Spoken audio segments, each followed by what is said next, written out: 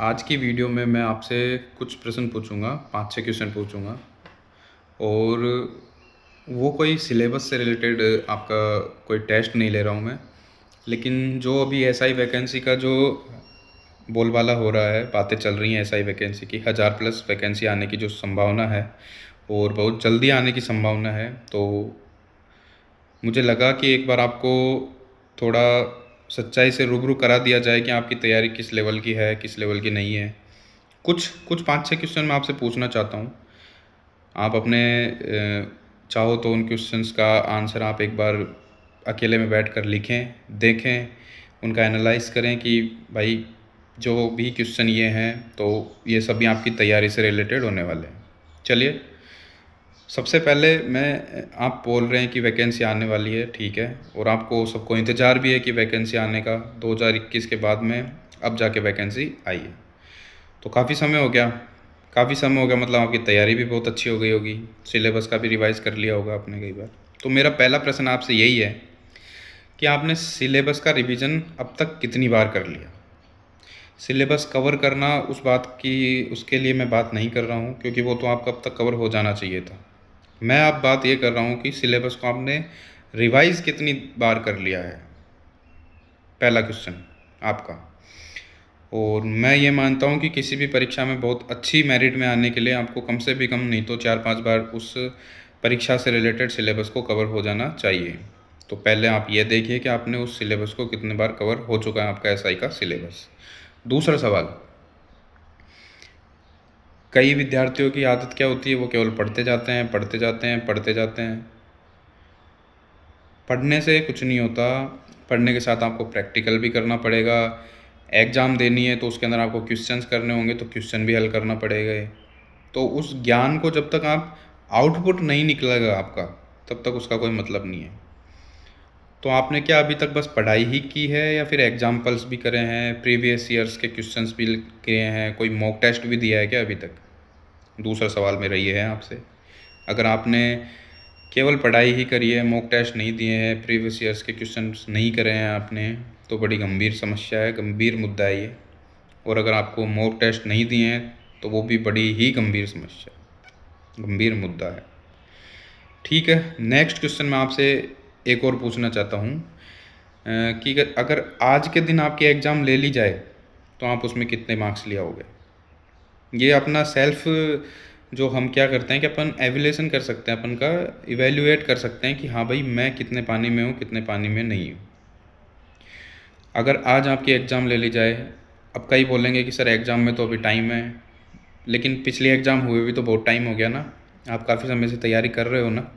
तो आज अगर आपकी एग्ज़ाम ले ली जाए तो आप कितने मार्क्स ले ला सकते हो?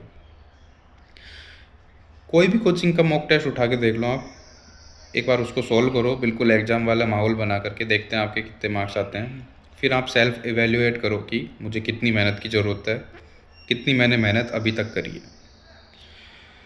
फिर मैं आपसे फोर्थ क्वेश्चन पूछता हूँ कि क्या आपने सच में उस लेवल की तैयारी करी है जिससे आप मेरिट लिस्ट में अपना स्थान बना लोगे, या फिर दुनिया को दिखाने के लिए कि हाँ भाई क्या कर रहा है आपका लड़का, हमारा लड़का तो आरएएस की तैयारी कर रहा है, एसआई की तैयारी कर रहा है।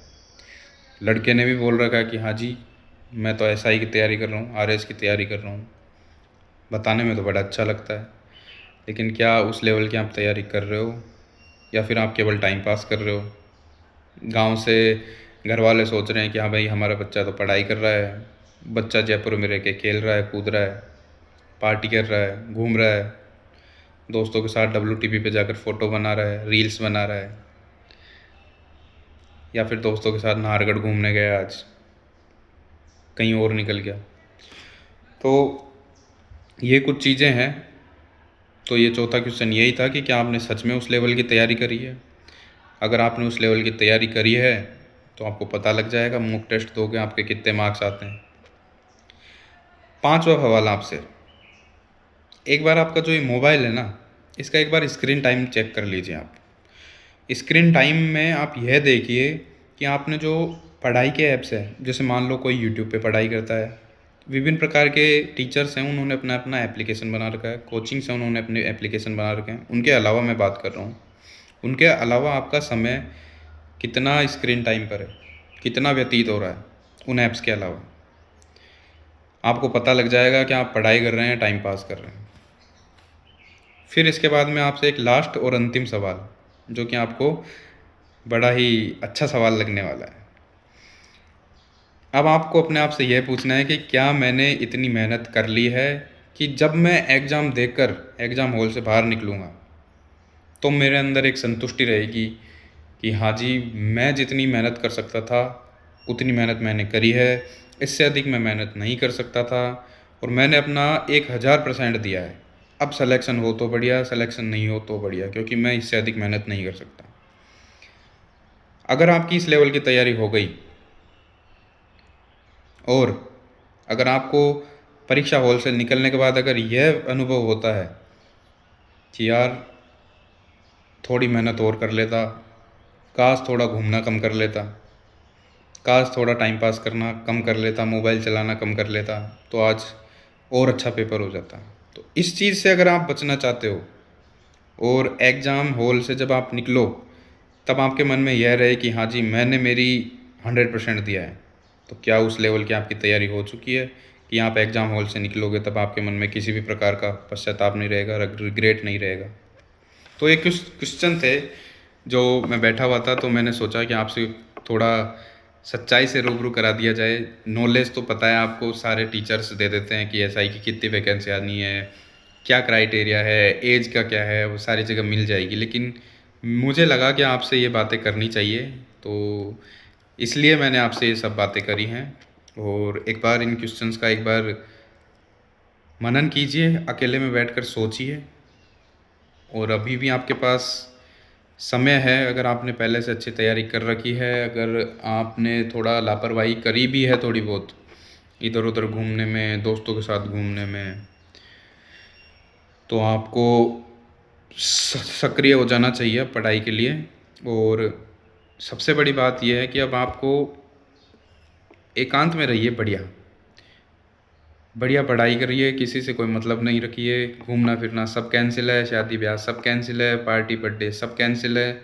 बढ़िया अपनी लाइब्रेरी जाइए, अपने रूम पर आइए, पढ़िए, खाइए, सो जाइए। बस आपका 3 ही काम होना चाहिए, पढ़ाई, खाना और सोना। इसके अलावा आपको चौथा काम करना ही नहीं है। तो ये क्वेश्चन थे कुछ, आप इनका जवाब दीजिए, अपने अंदर मनन कीजिए, आपको कई सारे सवालों के जवाब अपने आप मिल जाएंगे। चलिए मिलते हैं नेक्स्ट वीडियो में।